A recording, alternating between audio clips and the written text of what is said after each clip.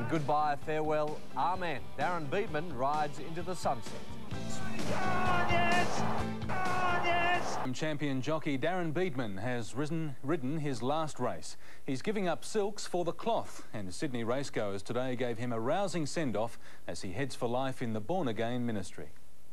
He's become the antithesis of the colourful racing identity.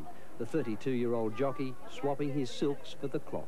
D-Day, delightful day. After 17 years, 2 Melbourne Cups and more than 1,000 other winners, Darren Beadman steeled himself for his very last ride. Well, I feel quite excited about it, really. You know, I really feel that it's going to be a real memorable day.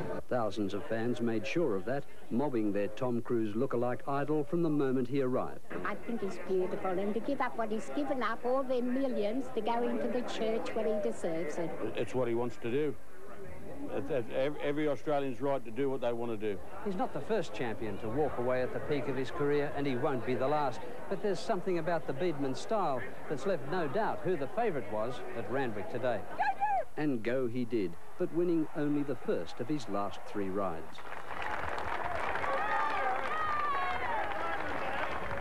I love you all, and I've really treasured every moment that I've had here at Randwick and in my racing career.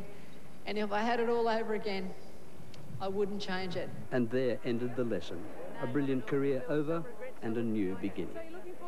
John Collis, 7 Nightly News. Darren Beadman has ridden his last race. The nation's top jockey today retired and will now spend his days preaching as a Christian minister. And it was a fitting end for the champion hoop. Darren Beadman made a fairy tale farewell by riding the first winner at Randwick today. Beadman's home on his farewell day in the opening race. Go, Darren. Igerwin bolted in. Huge relief. You know, it's nice to you know, go out with the win on your final day. A pretty good feeling getting all this attention with Darren on your horse. Yeah, it is. It's certainly. We'll have to make the most of it because it won't happen anymore.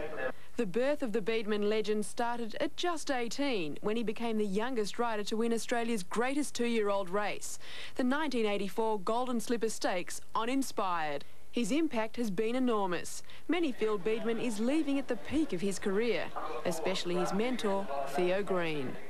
Yes, it is very sad, Rebecca, but he's a very wise young man, and I think whatever decision he made, I'd have to support.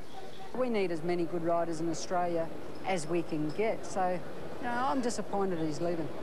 The 1990 Melbourne Cup win aboard Kingston Rule was probably the defining moment of Beadman's career as a Group 1 racer.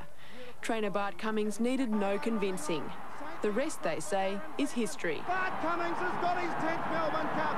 Saintly's going to win the Melbourne Cup for Darren Beadman and Bart Cummings. The pair did it again in 1996 with the horse from heaven, Saintly. The same combination that saw Beadman win his first Cox Plate the same year. I know there's going to be a big hole to fill in racing, but there's plenty of young, up-and-coming jockeys. Rebecca Joyce, 10 News. And while Darren Beadman...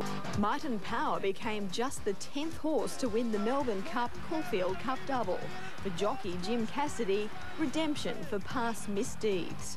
But for colleague Darren Beadman, an even saintlier path, announcing his retirement to join the ministry.